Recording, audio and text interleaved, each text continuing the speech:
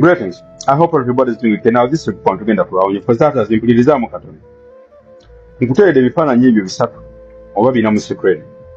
Churchill ng'ali Museveni, Chairman Nyanzi, Mathias Mpuuga, n'omukulembeze waffe His Excellency Robert Kyagulanyi Ssentamu. Muliriza wano. Ku bifaananyi ebyo ebibiri n'ekyaba MP kyemuteddeawo wansi abaafunye obukadde 10.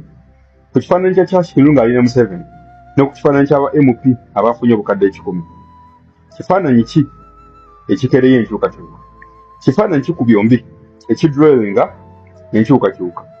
Nga bw'oba to addressinze ekimu ku ebyo bifaananyi, enkyukakyuka ebeera affected n'etagenda maaso ku misinde kwebadde etambulira, era ki ky'olina okusinga oteekako focus mu kaseera nga kano? Kifaananyi kya Churchill ng'ali ne Museveni, do you debunk that and the narrative behind it, oba ofokasinga ku ssente ba MP ze baafunye? Ku byombi kiriwo ekikereyo enkyukakyuka. Katuteekemu ku bwongo wano katono nga nkuwa example. Tunuulira ekisajja ki Mathias Mpuuga.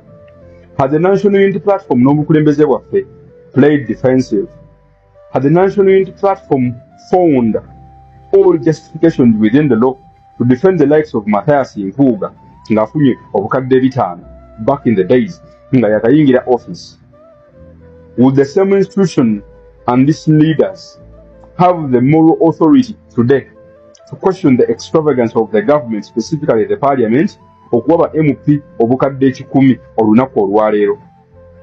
Wandibadde okyalina moral authority to attack the MPs okufuna obukadde 10 had you not punished the likes of Mathias Mpuuga? Mu bufunze, the NUP and these leaders set a precedent nti extravagance of the taxpayers' money kiri. Whoever participated in it nga yali Mathias Mpuuga by then yayina okubonerezebwa n'okusteppinga down. Wadde nga yagaana, the National Unity Platform excused itself ku kunenyezebwa on the extravagance of the government. Mu bufunze, the actions of the National Unity Platform against the person of Mathias Mpuuga was a preemptive measure in the future okustoppinga ekintu kyonna ekifaanana ekya Mathias Mpuuga okuddamu okukapeninga. So mu bufunze, they did the right thing at the right time to solve the very same thing in the near future. Naddala ku muntu yenna ava mu institution eya National Unity Platform. Back on Churchill. For starters, I completely disagree with any adult involving the person of Chairman Nyanzi in the mistakes of an adult nga zezamutabaniwe. Kankiddemu. Omuntu yenna akolera Museveni with intent or with ignorance ye muntu alumba the personality of Chairman Nyanzi nga mublaminga for the mistake of a child. Ate nga omwana oyo musajja mukulu.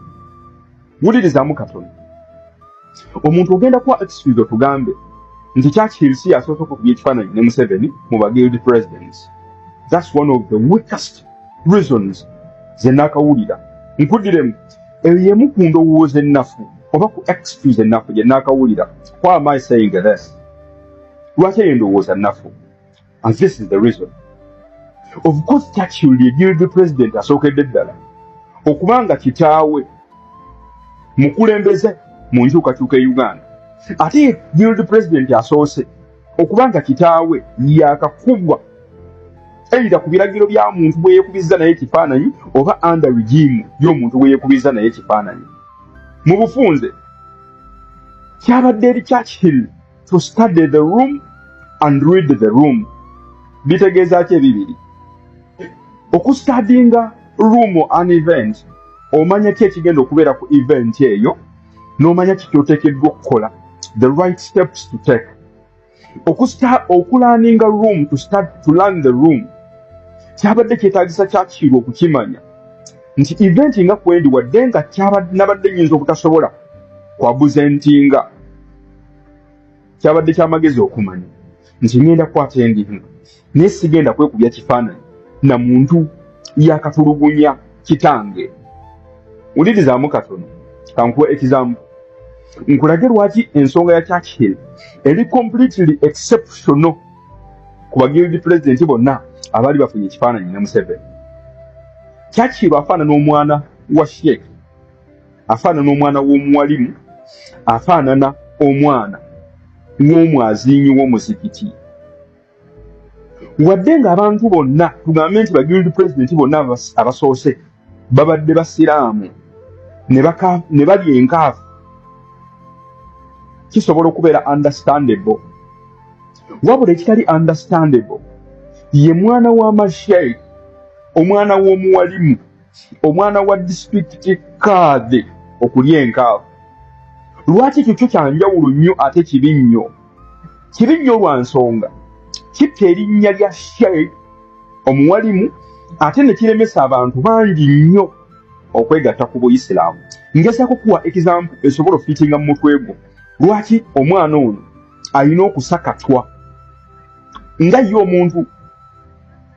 We have to set a precedent nti tekiri okay kubanga oli bintu bino ebyenkyukakyuka naddala ebya revolution, obanga olina omuntu ali ku front line mu revolution okola ensobi nga Churchill gye yakoze, nga bwe kitali okay kubanga oli ku ludda oluvuganya gavumenti ng'ovumirira the extravagance of the government and all its bodies, ne weenyigira mu extravagance yennyini nga yeggwe Mathias Mpuuga, kibooko yalina okuvaayo.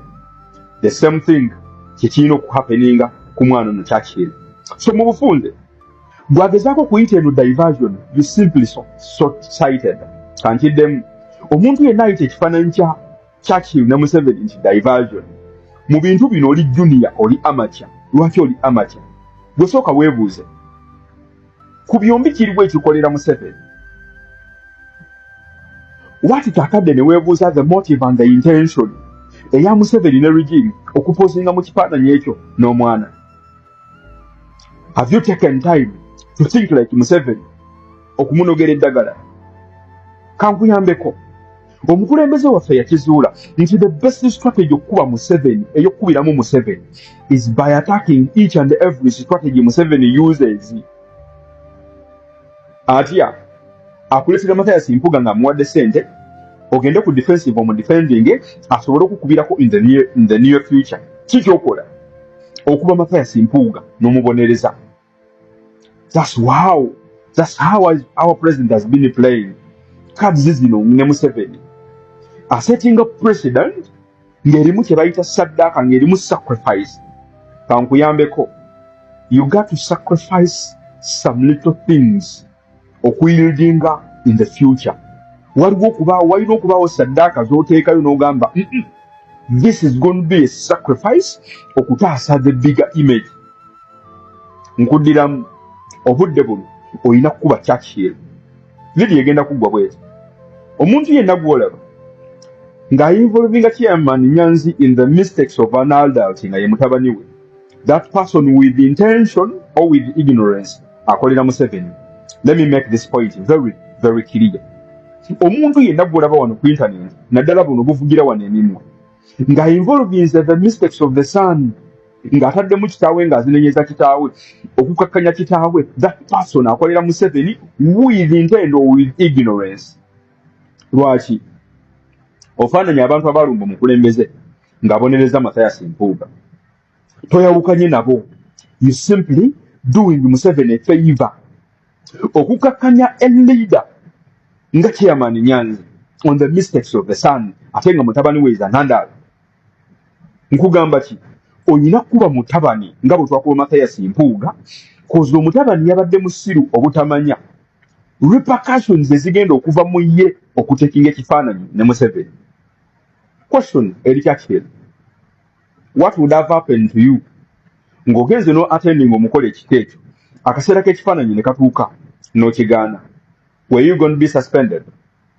Were you going to be suspended from the institution or from an institution?